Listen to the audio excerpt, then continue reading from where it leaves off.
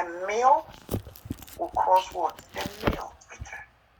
And then you are left with what? Drops per minute. So you see how I brought what? The 8 hours under this, because it says what? 1,000 ml solution is to infuse over an hour. So it's 1,000 ml over 8 hours. But change the hours into minutes. Then you bring 1 divided by 60 minutes. So you see, even if you don't use my formula, the formula I gave you, the formula I gave you, you can use what? Dimensional analysis to answer this question. All you do is just check. Put them in check like that. You can use it for any math question you want. Any math question you want. All you need to do is make sure your units are aligned. That's all. Okay? Yeah. Okay. So here. So you can write this one down. Huh? So when you are answering any questions, you look at this process. And help yourself with that. Let's do the last one.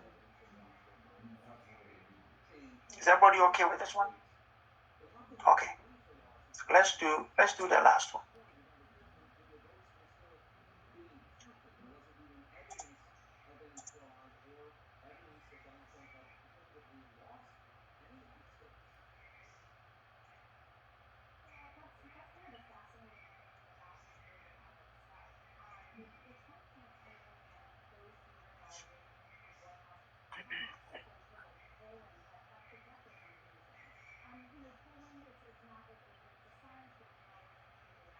Use dimensional analysis to answer this question.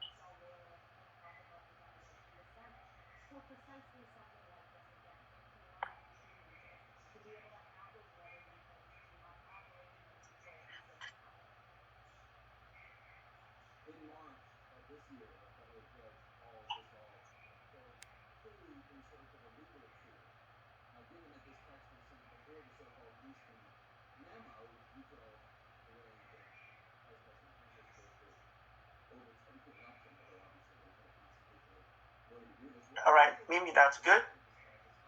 Sandra, that's good. You see how now some of you are working it quick, right? Mm-hmm. Yeah, ta, just like that. Mm-hmm. Yeah, because you know what to do. You know what to do. You see, it's smart. Now you're not even using 5 minutes to waste your time on this one. All you're doing is you are just aligning them. That's all. And you see that your answer will just come to you right there. Okay. That is the beauty of dimensional analysis. Emmanuel, that's good. Sandra, that's good. Okay. So we'll give ourselves another 30 seconds so those who are working it can still do that. Aisha, fix your answer, okay? Your calculation is not correct.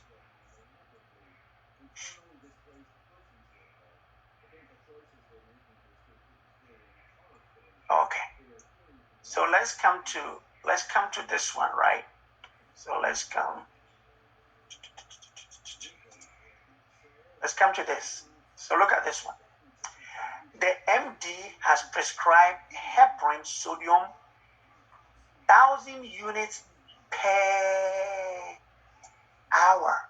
So this is 1,000 units per means divide per hour. So that is your first formula. And then you bring your bar right there. And then you go on. It says the pharmacy prepares the medication and delivers an IV bag of what? 10,000 what? Units per meal. But you see, this is, if you do this, 10,000, look at this, units per 100 mil. So this is where, remember I told you something. Remember that day? I said, look, this is dimensional. Your answer has to be in what? Mils per hour. So you see, you have units here and units there. You cannot cross them this way.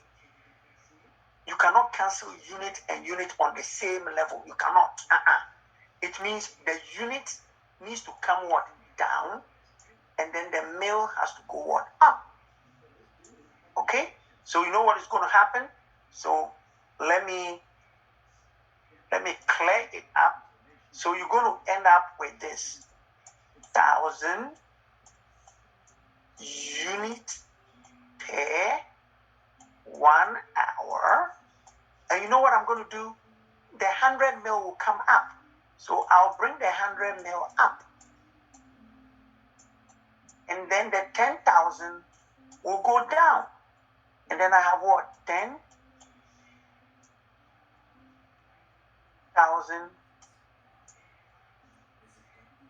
U.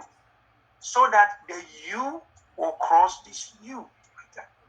So you end up with what? Mil per hour right there. You see, that is the beauty of dimension analysis. All you are doing is you are flipping. You're flipping things. That's all. You're just flipping. That's it.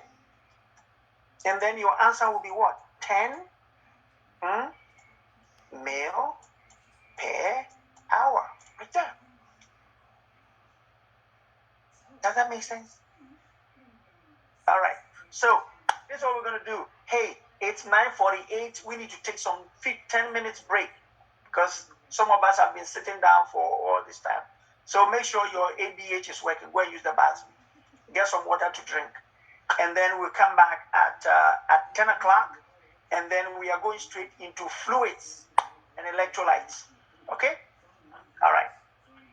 So please do this. Do this for me. Keep working math. Keep working math. Okay? Yeah. That's how you do it.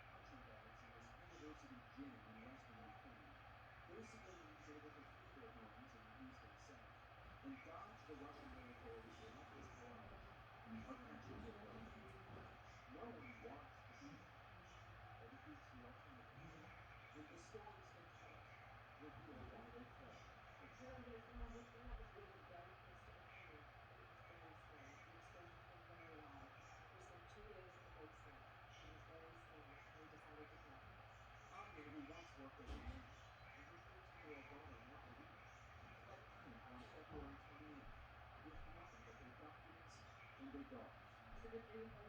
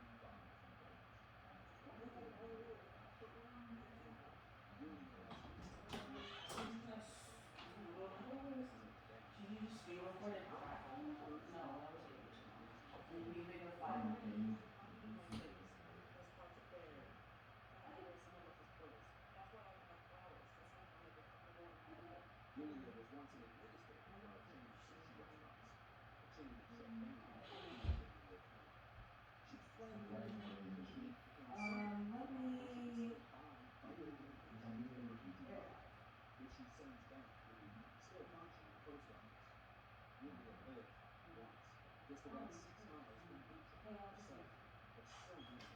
Alright, let's hope it's not too long.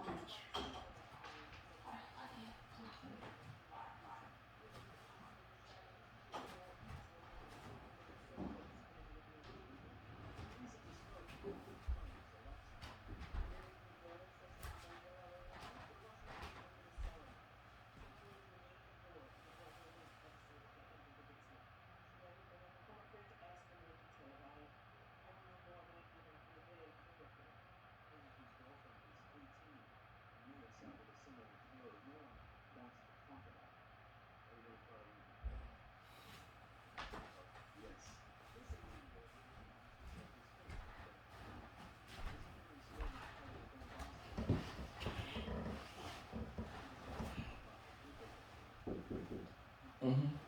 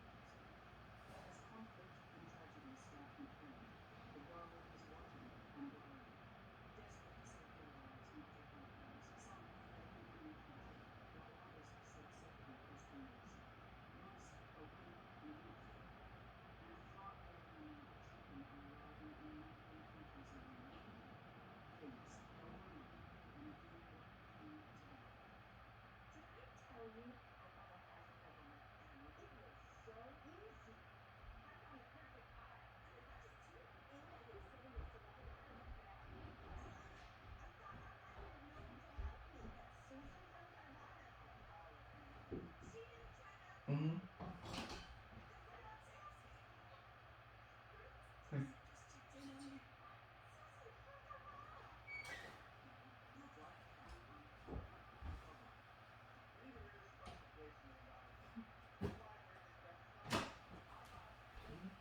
okay.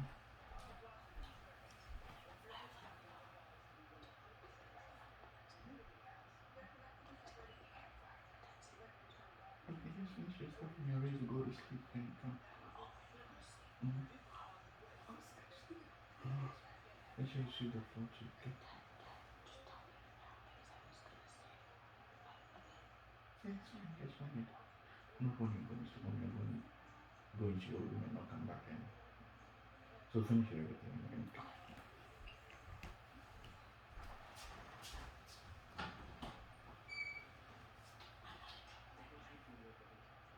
Mm-hmm.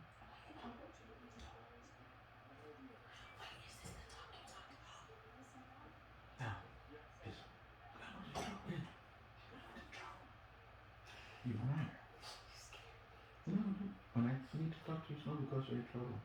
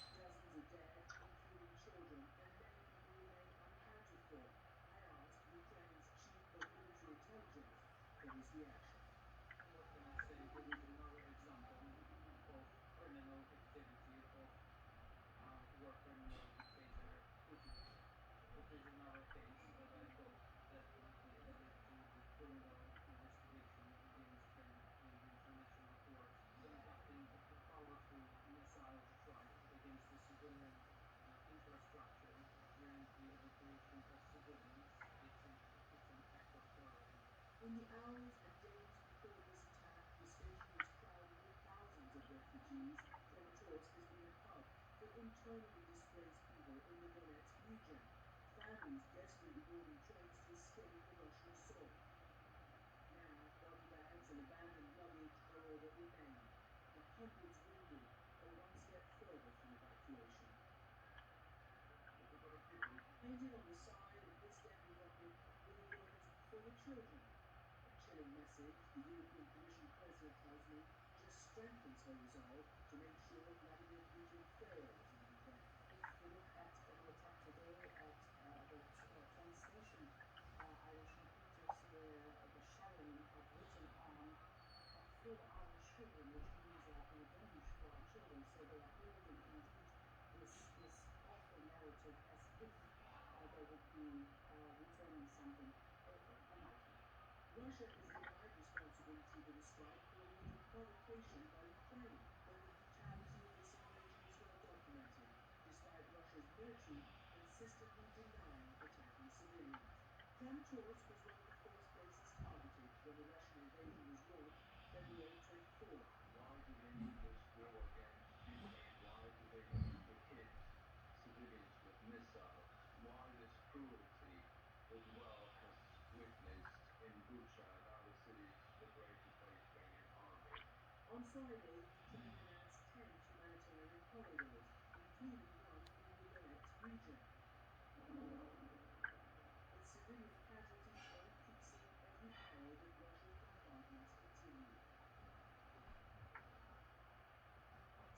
So, as I said, we saw the head of the EU, Ursula von der Leyen, was here, and she said that the Allies, every time, including Americans, every time there is this horror, whether it was this awful massacre at the stadium yesterday, or whether it was the terrible, terrible reveals of what happened around Kiev, around this capital where when the Russians were forced back, she said all of that simply spurs the Allies to make it harder and more painful for Putin and to really sort of, hasten their attempts to punish him. But, clearly it hasn't deterred him yet. And they just keep, ratcheting up those sanctions, and they keep saying that they will provide Ukraine with the kind of defense that it needs to now meet this full offensive in the east. Yeah, let's talk a little bit more about the East, specifically about what they're doing. It's because it's one atrocity after another. How will the West respond to this? Europe has already approved 5 rounds of sanctions against Russia since the invasion began. Surely we will see more. Yeah, Don, you're right. 5 rounds, and the fifth was announced just today. And what it's doing is basically ratcheting up the pressure on the energy sector mostly, because, as you know, Russia is entirely dependent for its economy on its natural resources. So that is oil, gas, coal, and the like, by and large. And Europe is now weaning itself off. It's already announced a ban on Russian coal. It is vastly reducing its dependence on Russian gas, and it's trying to fill that gap from the United States. LNG, they call it, from the United States. And this was an agreement that Ursula von der Leyen made with President Biden when they were at that NATO and EU summit in Brussels about 2 weeks ago. But then there's oil, because apparently Europe spends 1 billion euros per day to Russia for energy, and oil is the most expensive part of that. So they have to wean themselves off Russian oil as well, which they say they're going to do. Every day, Christiana, I sit here reporting, and all of our folks on the ground seeing more and more blowback. It seems like this is producing more evidence of war crimes. And the question is, will there be accountability? It's obvious it is more evidence of war crimes. I think there will be. I mean, I'm just going to put it out there. I think there will be, because you've covered enough of these situations to know, particularly in the most egregious instances, whether it was Bosnia and the former Yugoslavia in the 90s, Rwanda, the genocide in the 90s. There were special tribunals set up to prosecute for in relation to war crimes. It is difficult. It is long. It is painstaking. There's sometimes activity that takes a long time. Witnesses have to be willing to come forward, and it's not always obvious that they are guilty. They do, except for often, well, except if they're very scared. Often, women who've been raped, they don't want to come forward, and there are many allegations of that here as well. But the most difficult part of it is essentially proving maladministration, that it was intentional and that it came from the top. Either that or proving that no due concern and care was taken to avoid civilians and those kinds of targets. However, we have seen these crimes prosecuted in international forums, and whether it takes, a long time or not, I believe that it will actually happen, because that's what is happening right now. The ICC is involved collecting evidence. The Ukrainian prosecutor general and the infrastructure leader also collecting evidence. And we've seen so much of it, just from reporting, from drone video, from satellites, from security video. There's just a lot of evidence these days with all the platforms available to record it. Christiana on the ground coming for us this week. Thank you, Christiana. Appreciate it. Please be safe. I'll see you soon. Now I want to bring in Dalton Turner. He is an investigative reporter for the Washington Post, and he was at the train station in the moments right after this attack. Dalton, thank you for joining me. Real quick, you ready? I'm ready. You arrived at the station 10 to 15 minutes after the plane. Your report described a gruesome, chaotic scene, every minute which was so incredibly disturbing. Tell us more about what you saw. Yes, Tom. So we arrived here 10 minutes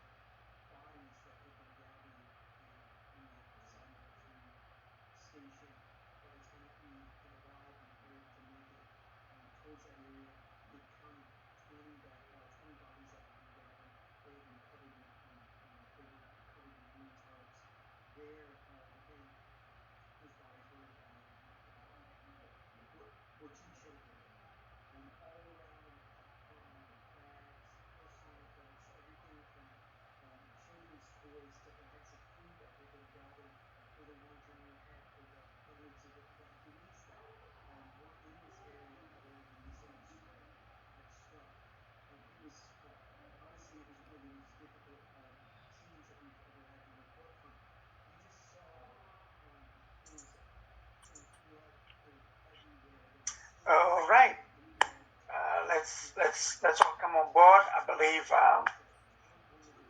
we've all had a little rest, which is good. Okay, yeah. All right, so we're going to be looking at our next topic, which is fluids and electrolytes. Now, when it comes to fluids and electrolytes, I would say that it's one of the most important topics in NCLEX. Why am I saying this? Because every topic you're going to be dealing with, there is fluid and electrolytes. Okay? That means you're going to be looking at burns.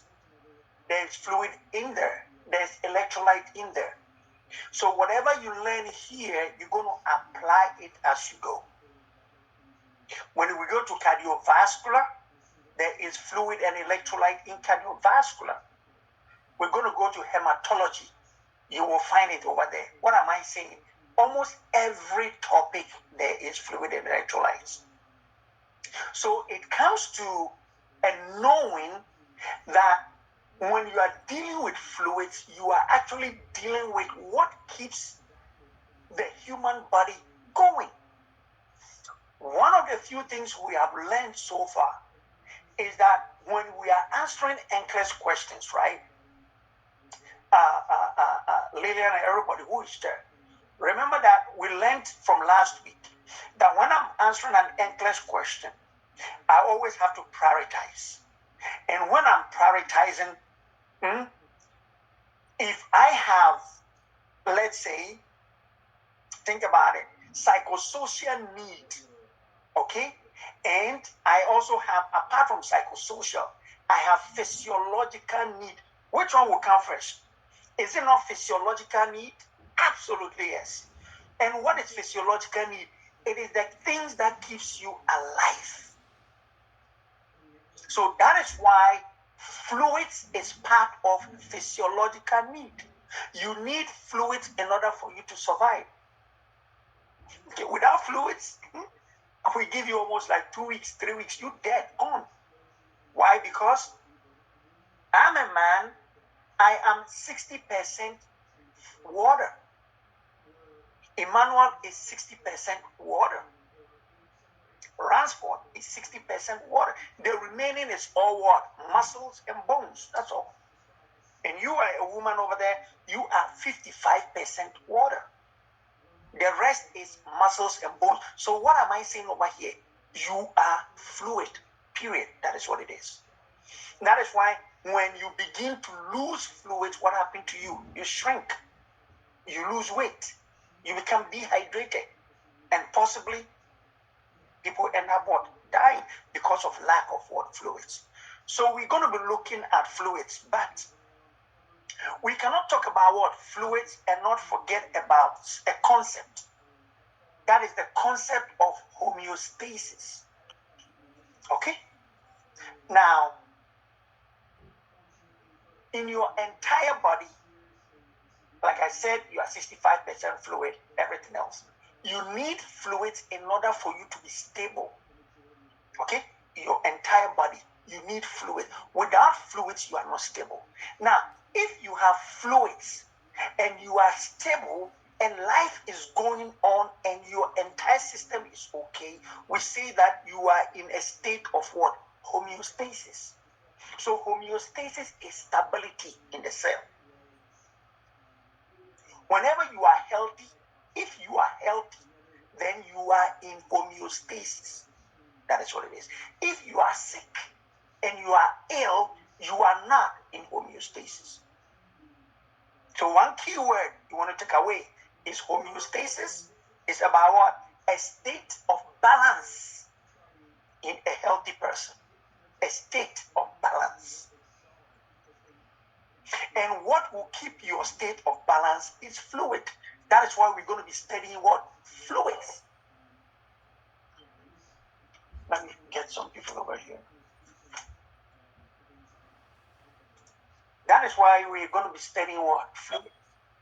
Now, it is very important to understand that there are certain things that keeps you in homeostasis. Now, the first one I talk about fluids.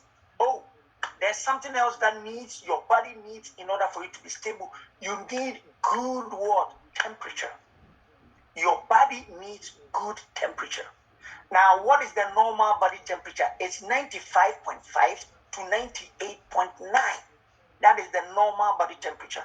So whenever I have a temperature of 95.8, I am in homeostasis. I have a temperature of 96, a temperature of 97, a temperature of 98. That is the temperature your body needs.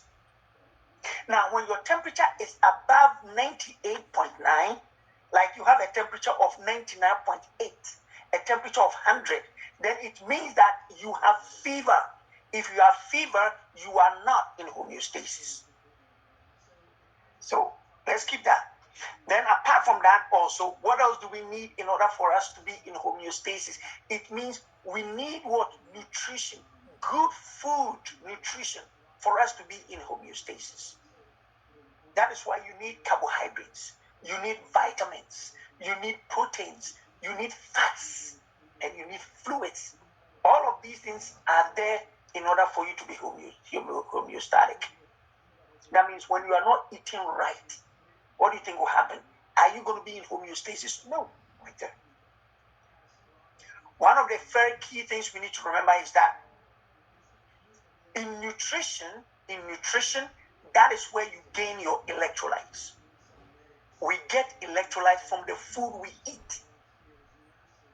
Okay, so I'm talking about nutrition, I'm talking about fluids and electrolytes. Where do we get electrolyte? From our nutrition. That means the lack of good nutrition will lead to imbalances in your electrolytes.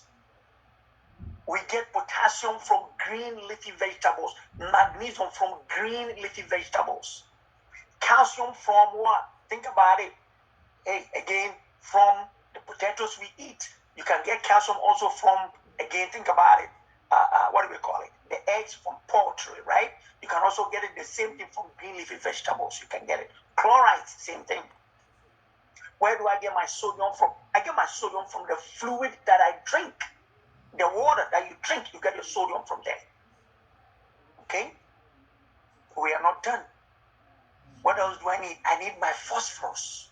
You get it from the food you eat. So technically, all our electrolytes are from the nutrition. So an imbalanced nutrition will lead to imbalanced what? Electrolyte. Very, very key. Then apart from that, what else do we need? In order for you to be in homeostasis, you see, I started from what? You need fluids, right? Then I said you need good nutrition. Then I said you need good temperature. In order for you to be in homeostasis, do you know why you are alive? Okay. Why are you alive? It's because of the oxygen you are breathing right there. So in homeostasis, you need good oxygen. So we are all breathing, right? Yeah. What about those who had COVID-19 and they were in the hospital? Are they in homeostasis? No, they are not. Why? Because their oxygen and carbon dioxide would exchange. There's a problem. Imbalance in respiration will put you in what? Lack of homeostasis. I'm giving you the key concept. Now we're going to go deep now. Where do all of these things end up? You got good temperature, you got good fluids, you got good nutrition, you got good oxygen. Where does it end up? That is the first question. So we're going to go deep a little bit now. Let me ask you a question. Maybe somebody can answer this for me. When you eat and when you drink, and when you breathe your oxygen, where does it go? Who can answer that question for me? You see, it's a very simple question, right? But it's a big question. Who want to answer that? Somebody must be bold and answer that question. In our cells. Okay. So it ends up in your cell right there. So we're going to be talking about what? The cell. And that is one of the most important things you need to remember when you are heading towards what? NCLEX. Mimi, one of the most important concepts. So we are dealing with concepts. So it is the concept that will help you to answer your questions. So let's look at the concept. I asked a question. I said, we are looking at fluids, but we are looking at homeostasis because your body needs all of these things in order for you to be stable. But when you drink water, where does it go? Don't tell me the water goes to my stomach. You lie. Okay. When I ask you a question, you just ate what? Food. You ate some very nice couscous. Nice food, right? Those of us who come from Ghana, you ate some good fufu and some peanut butter soup, right? Where does the food go? Don't tell me it's going to your stomach. No, it's not going anywhere, right? It's going into the cell right there. Whatever goes inside of you ends up in the cell. Okay? C-E-L-L. You are breathing oxygen. Now let me ask you a question. The oxygen you are breathing, where does it go? Don't tell me it's going into your lungs. Okay? Don't tell me it's going into your lungs. Your lungs is only just what? A reservoir. Your lungs just what? Receives the oxygen. But where does the oxygen go? It goes into your cell like that. That is the question. Now, when you are sick, don't say my body is sick. It is the cell that is sick. You are you because of your cell. Are you beautiful? You are beautiful because of your cell. Are you handsome? Because of your cell. When your cell is messed up, you are no more beautiful. When your cell is messed up, you are no more handsome. Right there. You better get this principle right there. So that is why when people end up and they are not healthy, why is it that some people look very healthy? They look very fresh. When you are fresh, it means your cells are fresh. That is why you look so healthy. But when you look at somebody, you say, I think you look so sick. Why? Because you are seeing it, you're seeing the cells sick right there. So let's look at the concept of what cells. The cell is the building block of life, number one. Okay? The cell is the building block of life. There are so many cells in the human body. So many cells. We have skin cell. We have what? We have lung cells. We have kidney cells. We have brain cells. We have heart cells. We have hair cells. There are so many cells in the human body. Now, when you have a cell of an identifiable nature, when you have so many cells coming together, you end up with what we call a tissue. Okay? Principle. When you have so many cells, they come together to form what we call a tissue. And then when you have so many tissues, they come together to form what we call what? An organ. And when you have so many organs, they come together to form what we call what? An organism. Okay? So what am I saying over here? I have my brain cell. So many brain cells will come together to form a brain tissue. And so many brain tissues will come together to form what we call the brain itself. So that you have brain tissue and brain as an organ. That is why here is an organ.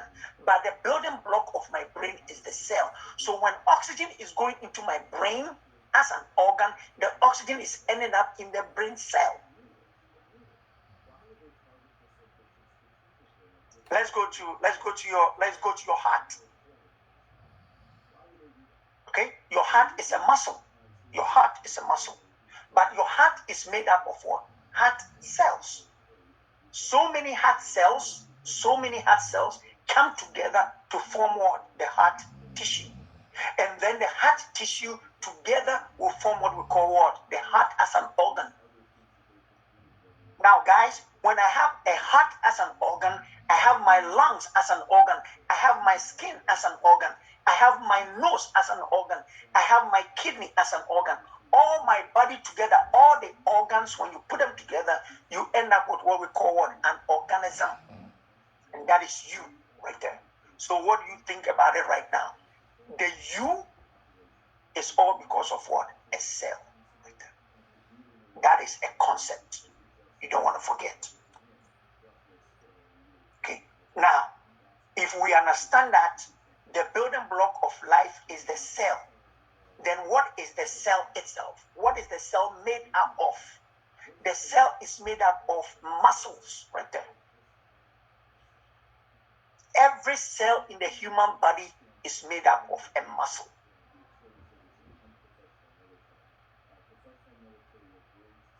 Now, when you go back and you read all your books, when you read all the books, you read Sounders, you read all these books. I'm making it simple for you to understand in simple language. That's it. What is the building block of a cell? A cell is a muscle. Now ask yourself, what does muscles do? A muscle can stretch. Muscles stretch. They stretch. And when they stretch, they can come back to the original position right there. So have you seen my skin right here? Look at me. What am I doing? I'm stretching it. Stretch. Skin cells can stretch right there. They can stretch. They are all muscles. So do you know who you are? You are a complete muscle. And you have a few bones with you. That is your skeleton. One thing you need to remember is that the stretching of a muscle is a property of life. The stretching is a property of life. That means when your cell is sick, when there's something wrong with your cell, it means the cell cannot stretch. You got a problem right there. You got a problem right there. The reason why your cell is able to stretch, it's a muscle and can stretch, is because of an electrolyte. There is an electrolyte in the cell that allows it to stretch. And that is what? Potassium. Please, somebody who, if you have your sound at the back there, mute it for me. So, what allows your cells to stretch? Have you seen this? Am I stretching? It's because of what? Potassium right there. There is potassium in the cell that allows my cell to stretch. So when you have an electrolyte imbalance, you're going to end up with a problem with what? Stretching right there. Now look at your heart. Look at your heart. Mimi, your heart. Huh? Have you seen the heart beating back and forth? Your heart is a muscle right there. It beats back and forth. That is the stretching. When you have a problem with electrolyte potassium, your muscles cannot stretch. That is why people end up with dysrhythmia right there. So you need to understand the concept to understand why the problem. So when I say that my patient has a dysrhythmia, understand that the muscles, there's a problem with the muscle stretching in the heart. That is why you have that dysrhythmia problem. Understand the concept. So again, we are looking at the basis behind why your heart or the cell is resistant. Okay. Now, I gave you one property. I said the cell can what? Can stretch. Beautiful. That is what we need.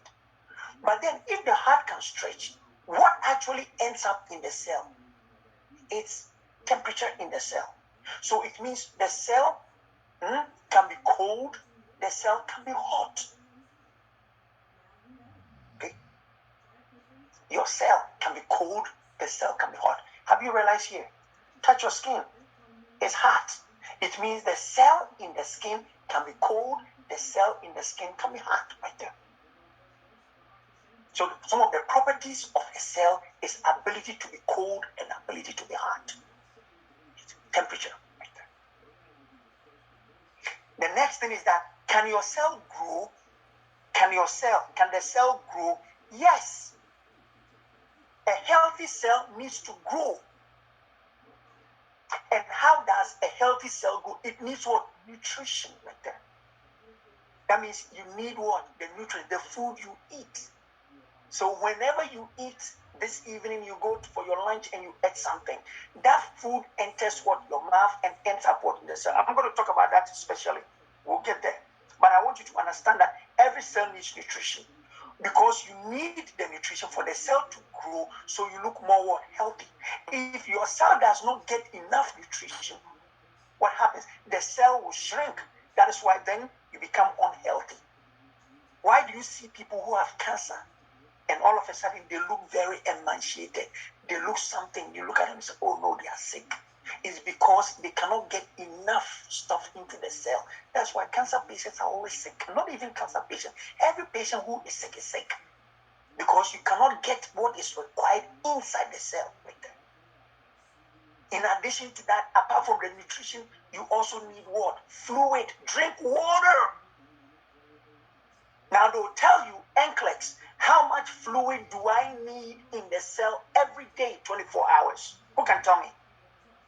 How much fluid do you need in the human body in 24 hours? How much fluids? Who can tell me?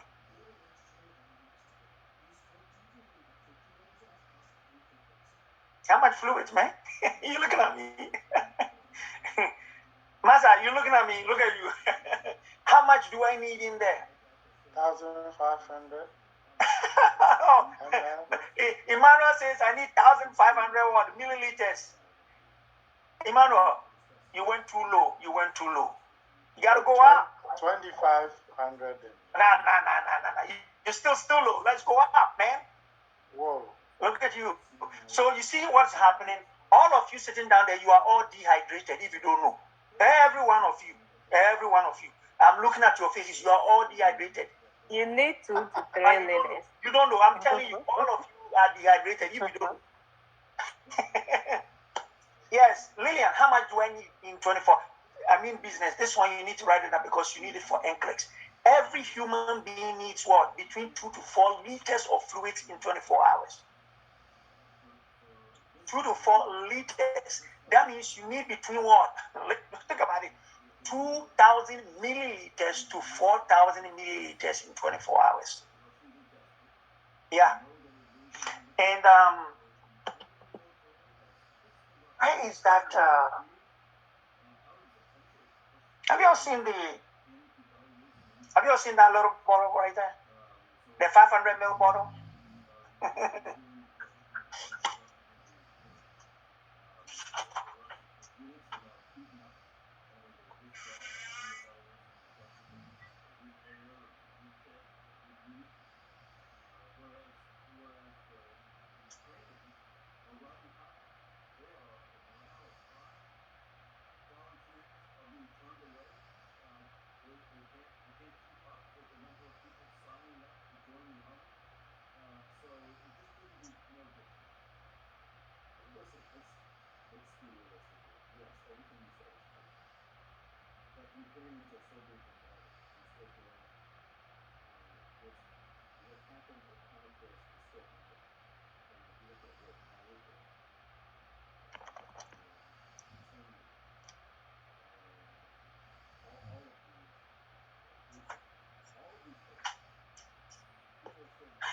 All right. So this is what I'm talking about. So this right here. Yeah, thank you, Mimi. So this is 500 milliliters. So if you need 4,000 milliliters, how many bottles of this do you need in a day? I want you to use your math. Now let's do math now. Everybody do the calculation. You think I'm going to tell you? How many bottles do I need in a day? This is 500 milliliters right there. 8. Thank you. You need 8 of this. You see, you are shaking your head. It's okay. So the minimum, the 8 bottles is the maximum because it's what? 4,000 milliliters. So the minimum is what? 2,000. So how many bottles is the minimum?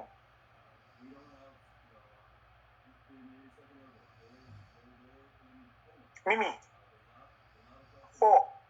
So it means that in a day you need to drink 4 of this every day. Yeah? You need to drink 4 of it. So how much have you done today? Mimi, how much have you done today? Maybe even 1. Maybe 2. You drink 3, 4. Masa. Masa James, how much have you drunk today? You. This. You see? Yeah. I mean, she's being honest, right? We don't drink enough. This is not NCLEX. This one is my own thing. We don't drink enough, and we say that we are healthy, but we are walking around what? Dehydrated, if you don't know. Yeah. You need to protect what? Your kidneys. Drink more bottles, drink more water. So that one is for you to understand, for the purposes of NCLEX, how many liters of fluids does the patient need in a day? It's 2 to 4 liters. Okay, keep that in mind. Very, very key. You need it for when it comes to renal. You need it over there. So let's go straight out. So I've explained how much fluid you need in the cell. And then the next thing I want to say is that what else do we need in the cell to keep the cell going? We need oxygen. So when I breathe in oxygen, the oxygen goes into my nostrils. It goes into what? My trachea. It goes into my bronchioles. It goes into the alveoli. And then there's exchange of gas between what? Oxygen and carbon dioxide. Now, the oxygen will go straight into what? Into the red blood cells. And then the red blood cells will carry the oxygen into the cell right there. And then the cell makes use of what? Of the oxygen. And then the cell, after using the oxygen, what comes out? The byproduct of what? Of oxygen is carbon dioxide. All of these things are occurring inside the cell. So the cell is like a machine. That is why you are alive. The cell is a machine. It's constantly what? Working. Constantly. Why? Because it's mixing food with oxygen and mixing it with what? Fluids and electrolytes. And then it keeps you what? Going. Now, all of these things are happening in the cell. Oxygen is going in. Fluids is going in. Electrolytes is going. So what concept is there? What is happening in the cell? We are talking about the concept of metabolism right there. So what is the concept? What is happening in your cell? It is metabolism. The breakdown of nutrients, the breakdown of oxygen, the breakdown of fluids, the breakdown of everything that keeps on in the cell. That is metabolism. And it's the metabolism that generates what? The heat. Why are you hot all the time? Why are you warm? Is because of the generation of heat coming out of the cell. Everybody with me? Okay, let's follow some process right here. So understand what is metabolism. Okay, I'm explaining to you what's going on inside the cell. Because you are adding everything, you mix everything happening in the cell. It's like your car. It's like your car. Everybody, it's like your car. How does your car move? Because you have an engine. Inside the engine, what do you have? You have water, you have gas, the petrol, whatever you call it, and you have oil right there. When all of these things mix, what happens? You have heat. When you sit in your car and you are going, don't you have heat coming out? The heat is the metabolism inside the engine. So in the same way, your cell produces what? Heat, and that comes from metabolism. Whenever you are sick and ill, when the cell is sick, there is metabolism not quite well. Metabolism goes down. That is why people who are not healthy, they always lose what? Heat right there. So there are two ways you are looking at metabolism. Metabolism increases heat. Metabolism can bring your heat down. Okay? Ideal temperature for metabolism is anything from 95.5 to 98.1.9. That is the normal body temperature. That is metabolism right there. Understand the concept of what? Metabolism. Sorry, can you say that again? The temperature range? The normal temperature, right, for metabolism is 95.5 to 98.9. That is the ideal body temperature for metabolism. You're welcome. Okay? So, in all of this, I'm going to go straight here and explain a few things. Let's bring me to here, right? So homeostasis depends on what? Oxygen we breathe. Homeostasis depends on the respiratory process, temperature, the food you eat, and all the digestion that takes place. And again, at the end of the day, whatever goes on in the cell, that is what is you. Have you seen this gentleman over here? What is he eating? He's eating what? Green leafy vegetables. Why? Because he's getting his electrolytes from there. And all of these things are going directly into what? Into the cell. Everything you see here is about a cell. It's a concept. It's a concept.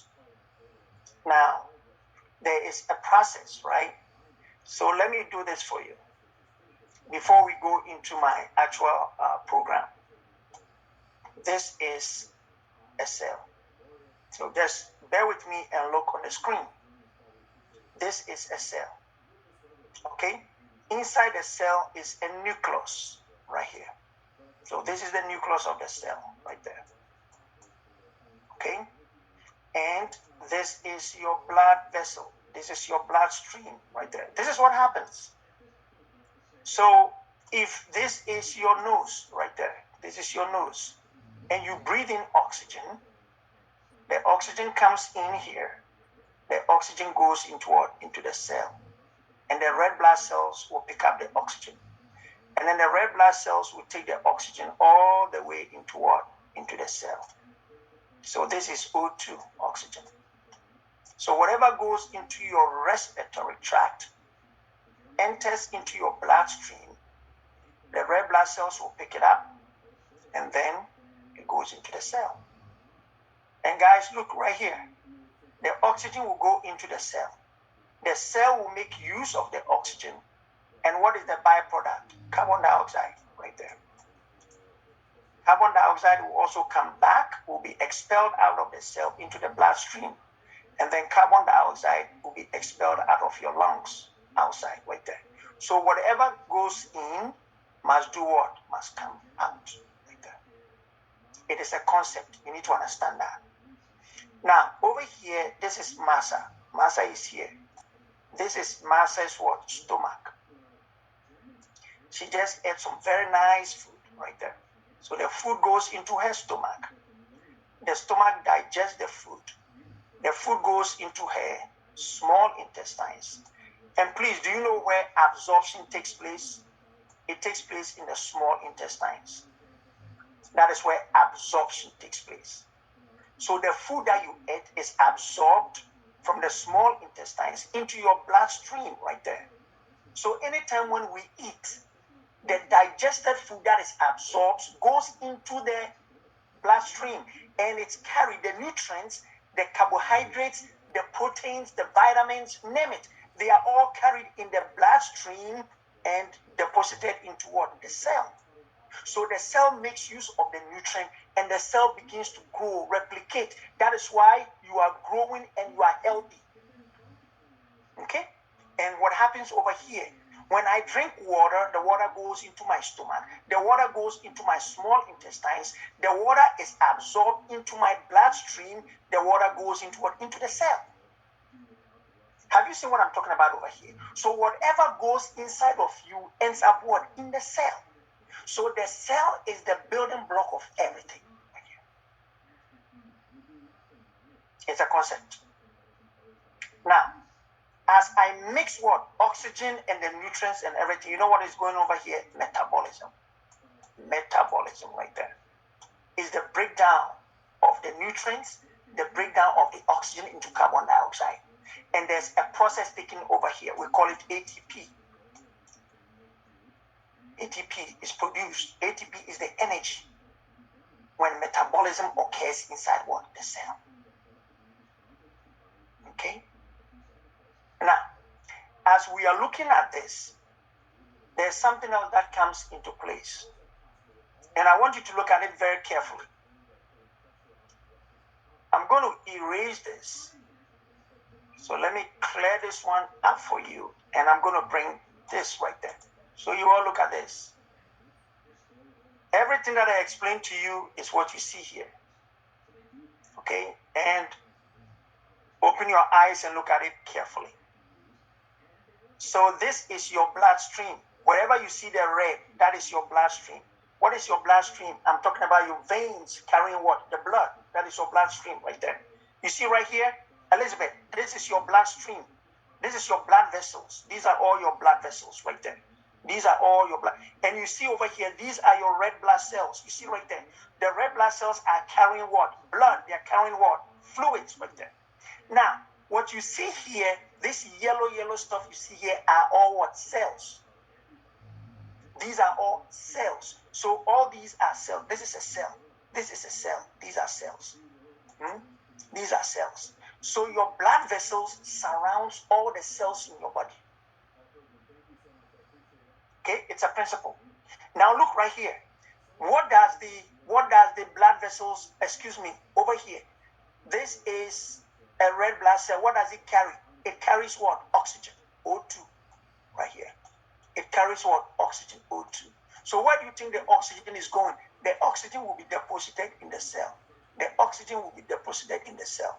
The oxygen will be put inside the cell, right there. Right there. That is the way it happens. Now, have you realized that inside over here, your blood vessels, you have water. There's water all over. So the water needs to go into what? Into the cell. Water will go into the cell. Water goes into the cell right there. So it's your blood vessel is a network that supplies, your blood vessel is a network that supplies your cells with everything it needs right there. When you go to the hospital, right? Now listen to me carefully here. When somebody is dehydrated and you go to the hospital, what do they do to you?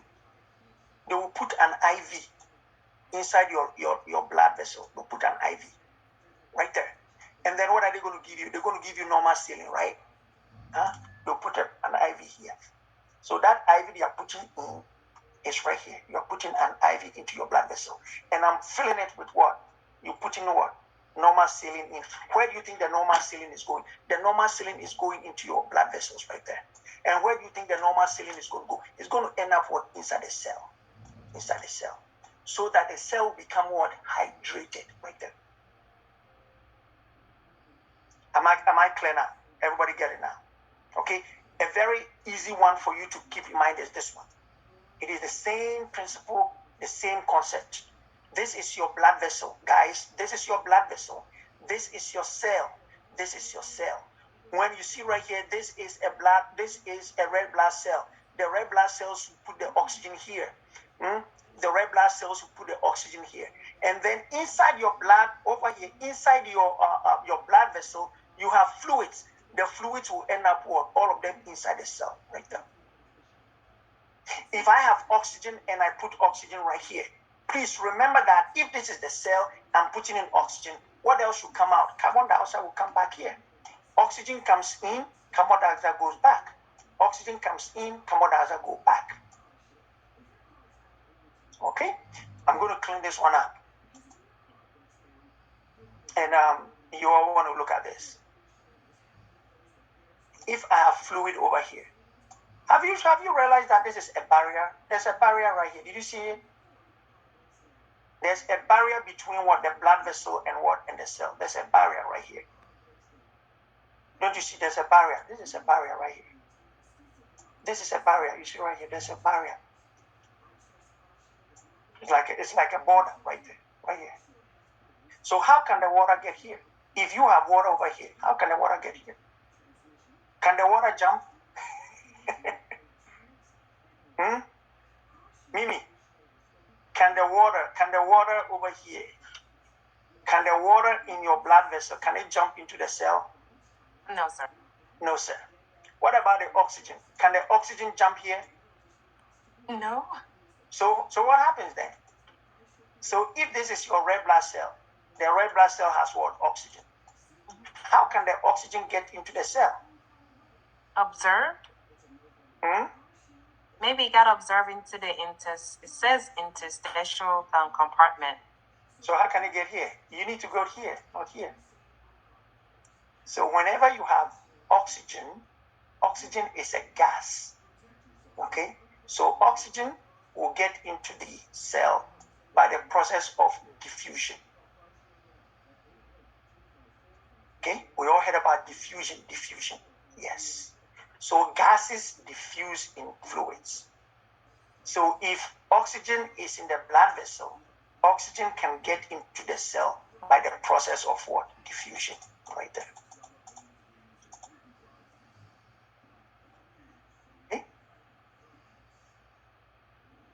Very important concept. Okay. Now, so that is, and then again, right? So look right here. When the oxygen gets into the cell, and we've made use of the cell, we've made use of the oxygen. So what comes out is carbon dioxide, right? So carbon dioxide needs to go back into the bloodstream, right? It also goes back over there by the process of what? Diffusion. So you always want to remember that diffusion occurs with gases.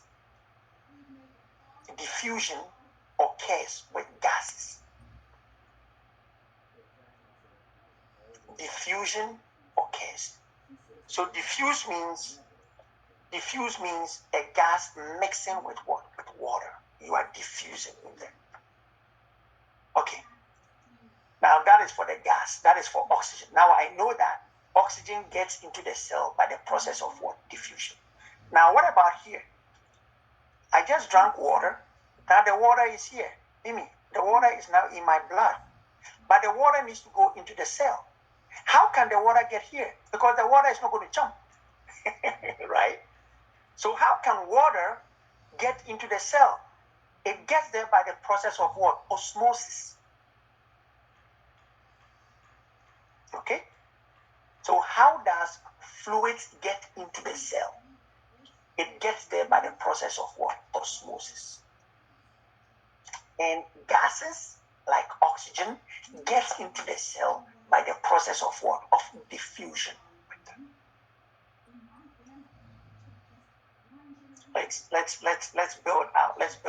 Let's build our foundation as we go. Okay. So you see that I just introduced what? Two concepts. One is diffusion, one is osmosis. And both of them occur from a higher concentration to a lower concentration. Why? Because I have too much what? Oxygen here. High concentration. So it means when oxygen is getting into the cell, it's getting to a place of low concentration. That is diffusion. What is the definition of diffusion? Diffusion is the process where gas from a higher concentration moves to a place of what? Lower concentration. That is diffusion. We are always moving from a higher concentration to a lower concentration. Please, it's the same thing with the osmosis. Osmosis is fluid, water, which is in a higher concentration, too much water in the bloodstream. Therefore, we are moving into a stream of what? Of low concentration. That is osmosis. So in both cases, it's from high to low. That's the definition right there. Okay. As we are going, please, when you get confused, you need to let me know. Don't sit over there. Tell me, Doc, go back. I'll explain it for you so you get it. So you need to understand that, again, whenever we are talking about the movement of fluid, this is the concept. From a higher concentration to a lower concentration. From a higher concentration to a lower concentration. From a higher concentration to a lower concentration. Now, when oxygen goes in, what might come out? Carbon dioxide. So carbon dioxide is coming from what? From another area of higher concentration to a lower concentration. Is the opposite. Back and forth. With this said and done, we need to understand that when I clean this one up, guys, look right here. Have you realized that with the cell, right? The cell also has what we call compartments. Have you seen that? Look right here. Have you realized? Look at this one. This is your blood vessel, and this is the cell. Have you realized that the cell is surrounded? The cell is surrounded. Right here. This is the surrounding area of the cell.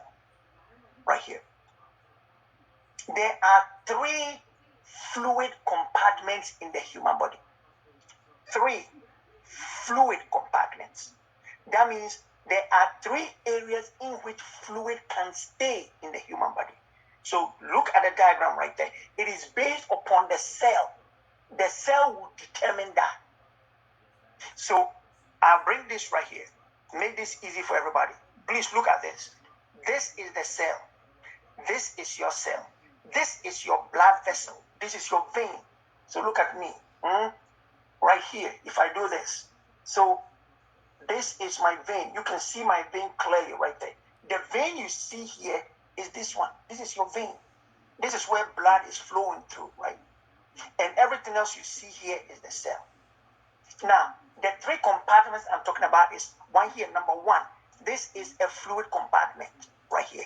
Your vein, your blood vessels is a fluid compartment.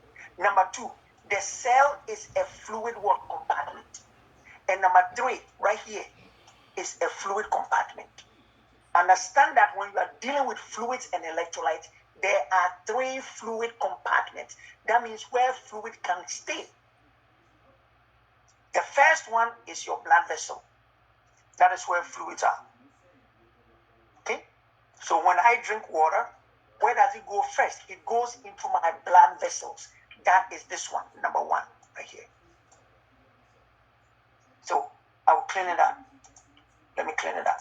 When you drink water and it goes into your stomach, it's absorbed into your blood vessel right here. This is number one. This is your blood vessel. Okay? Then number two. Sorry. Can you enter me in on my cell phone, please? Oh, are you there? Yeah. Okay, sure. Thank you. No problem. Are you in? Let me see. Hold on. You should be there. I'm in. Thank you. Okay. Very good. All right. I should be done very soon.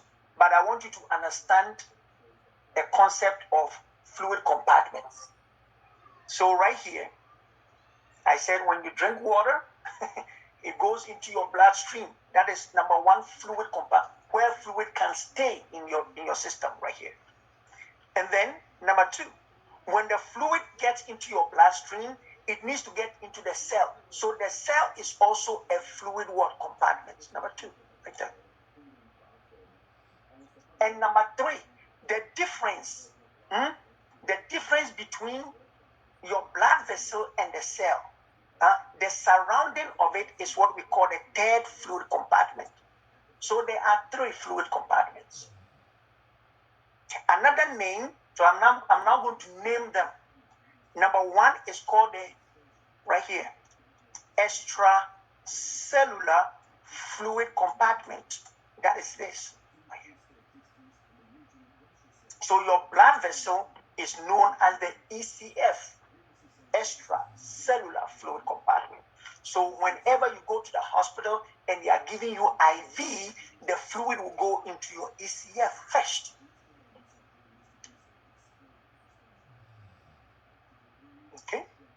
Now, over here, when the fluids go out from the ECF, when the fluids get into the second compartment, it's inside the cell. We term that as your ICF, intracellular fluid compartment.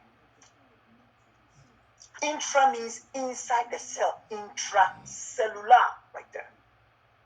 So when you are answering an NCLEX question and it's talking about ICF, intracellular, it means we are talking about the cell. When we are answering an NCLEX question and we are talking about what? Extracellular, we are talking about your blood vessel right there.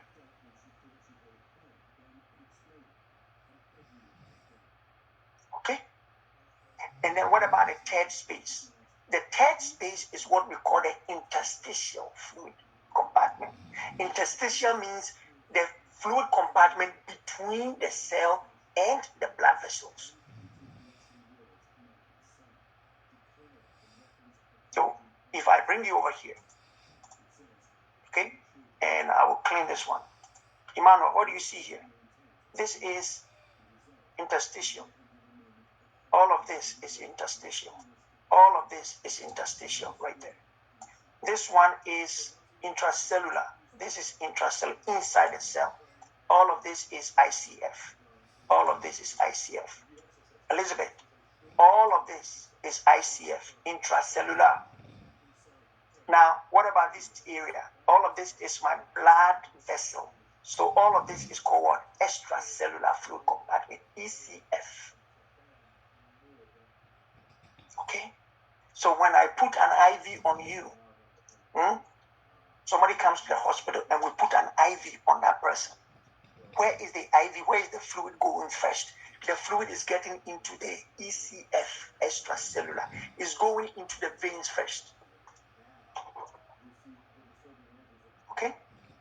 So when I bring you over here, in simple terms, you say there are three major fluid compartments. The ICF, that is where fluid within the cell stays. And then you have the ECF, that is fluid that is found outside of the cell. I hope everybody is getting it. Know the difference between the three fluid compartments. Now, the next thing I want to tell you is that, have you all seen this one here? Are we supposed to have fluids here? No. In the interstitial, it's not supposed to be fluid. Fluid is only supposed to be here and here. You're supposed to have fluid in the ECF and fluid in the ICF. We don't need fluid in the interstitial. Fluid is supposed to go this way. Emmanuel, fluid is supposed to go this way. Fluid is supposed to go this way. Not here. Not here. Fluid is supposed to go here, always into the cell. Now, what am I saying over here? Anytime when you end up, Elizabeth, with fluid getting into the interstitial space, you end up with what we call edema right here. It's a principle you need to understand. You are not supposed to get fluid in the interstitial space. It is only the surrounding. Nothing goes there. But mistakenly, if fluid gets into here, you end up with edema. That is why you have swelling.